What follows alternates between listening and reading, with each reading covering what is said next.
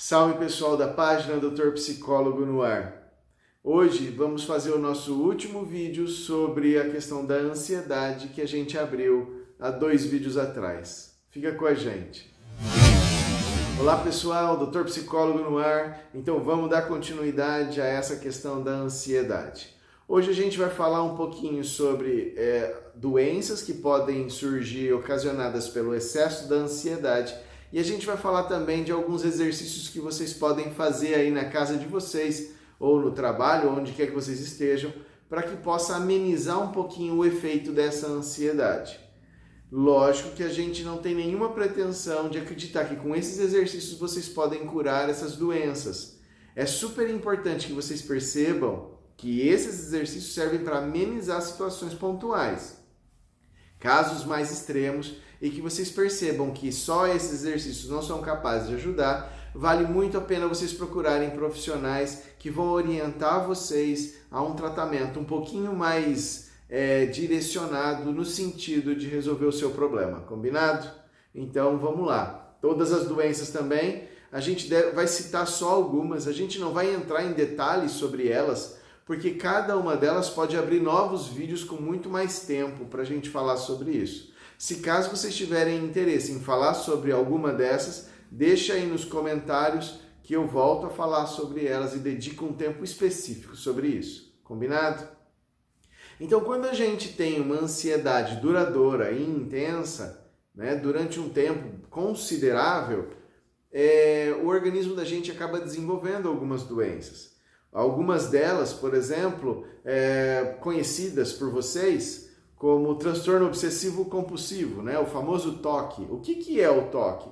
São vários rituais que a pessoa precisa executar para que alguns pensamentos obsessivos saiam da cabeça. Senão, essa ansiedade vai aumentando cada vez mais, fazendo com que a pessoa não consiga pensar em outra coisa.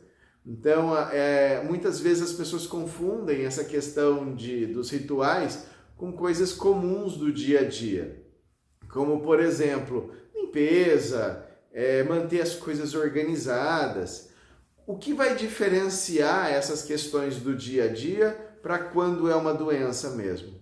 A doença, ela exerce na gente um sofrimento. Então, toda vez que eu não faço aquilo, se eu não consigo executar qualquer outra tarefa enquanto eu não executar aquele ritual, então isso mostra que você possa estar com uma determinada doença, no caso, o transtorno obsessivo compulsivo.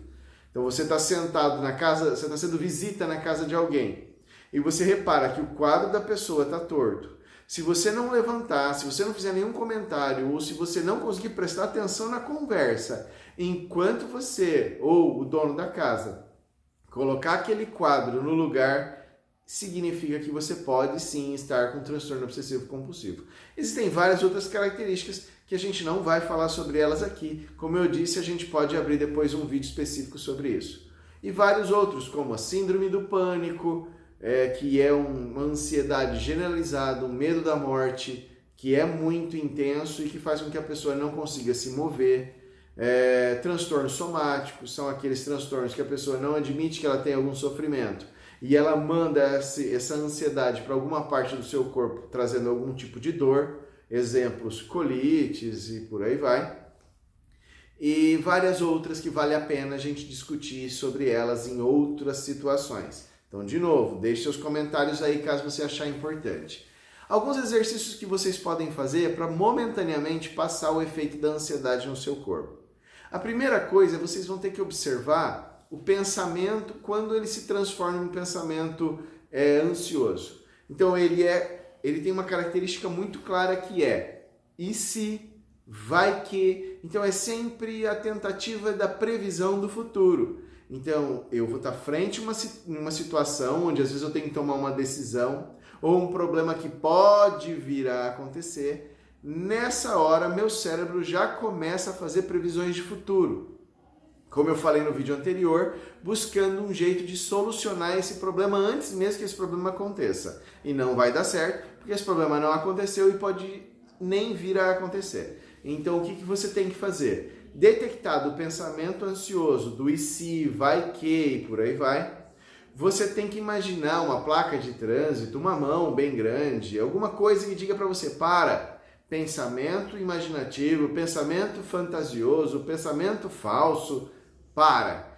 E você imagina essa mão dizendo para você, para agora. A hora que você perceber isso e que você fizer essa mão no pare, você vai ter que dar uma respirada um pouco mais elaborada. Como que você vai fazer isso? Você vai encher o seu pulmão, bem cadenciado, respirando pelo nariz, o máximo até você estar com o seu tórax cheio de oxigênio, que você perceba que você não consegue colocar mais oxigênio lá dentro. O que você vai fazer? A hora que estiver no teu máximo, você conta 1, 2 e você solta pela boca. Você vai soltando, soltando, soltando, até você perceber que você está sentindo que você não tem mais oxigênio para sair. Pode ficar tranquilo que vai ter ali guardadinho um pouquinho para você.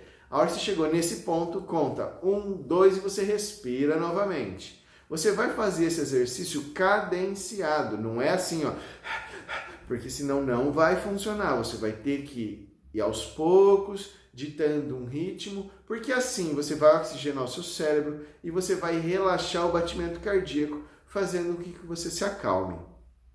Nessa hora que você percebeu, você vai respirar umas 5 ou 6 vezes. Também não precisa ser muito isso também. Então você vai fazer umas 5 ou 6 vezes. Aí nessa hora você dá uma segurada, né? E aí você começa a tentar trazer o seu pensamento do subjetivo, né? Do imaginativo, para o real, para o racional. Então como você faz isso? Vocês já devem ter ouvido aquelas frases de que quem canta os males espanta, não é? Na verdade, esse ditado popular, ele serve muito mais para explicar uma outra situação. Quando a gente canta, a gente precisa lembrar a letra de uma música. Quando a gente vai lembrar a letra de uma música, a gente precisa usar o nosso cérebro para tentar se lembrar quais são a sequência dessas palavras para que você consiga cantar essa música. Com isso, o seu pensamento ele deixa de ser imaginativo e ele passa a ser racional, porque ele precisa focar na sequência dessas palavras. E então, nessa hora, você tem uma sensação de relaxamento. Então procurem aí uma música que vocês gostam, que vocês conheçam a letra. Lembra, precisa ter uma letra para que vocês possam cantar. Outras situações, por exemplo, eu não sei cantar uma letra de uma música, então contar. Vocês sabem que contar carneirinhos faz com que a gente consiga dormir. É o mesmo processo, porque a gente precisa sempre lembrar qual é o próximo número que vem depois daquele que a gente acabou de falar. Então, quando eu falo 1, eu tenho que sempre pensar que existe o 2, e depois o 3, e por aí vai. Porque é a mesma coisa. Eu vou trazer o meu pensamento do fantasioso para o racional. Eu preciso lembrar qual é o próximo número. Para aqueles que são religiosos, algumas orações elas já são pré-estabelecidas. Elas seguem uma regra porque tem uma sequência de palavras já prontas. Que significa que para eu conseguir concluir essa oração, eu preciso conseguir falar essa sequência de palavras. Também funciona, porque meu cérebro precisa ficar pensando qual é a próxima palavra, que vai fazer você relaxar também, tá? Outras coisas, palavras cruzadas, pegar um livro para você ler, mas não é ler com a mente, é você falar o que você está lendo. Então, as palavras que você vai lendo com os olhos, você vai falando, porque aí você vai racionalizando aquilo que você vai lendo. Isso também é uma dica para o pessoal que vai estudar para as provas aí. Ficar lendo só com os olhos ansiosos, vocês não vão conseguir absorver aquele conhecimento que vocês estão lendo. Certo, pessoal? Gente, eu espero que tenha sido elucidativo esses vídeos. Caso vocês ainda tiverem algumas dúvidas, por favor, deixem comentários aí que a gente volta a falar sobre isso. É muito assunto para falar em pouco tempo, então, novamente, se vocês acharem que vale a pena a gente abordar esse assunto de novo, deixe um comentário. Obrigado por estarem comigo nesses 3 vídeos. Espero encontrá-los nos próximos vídeos também. Abraço!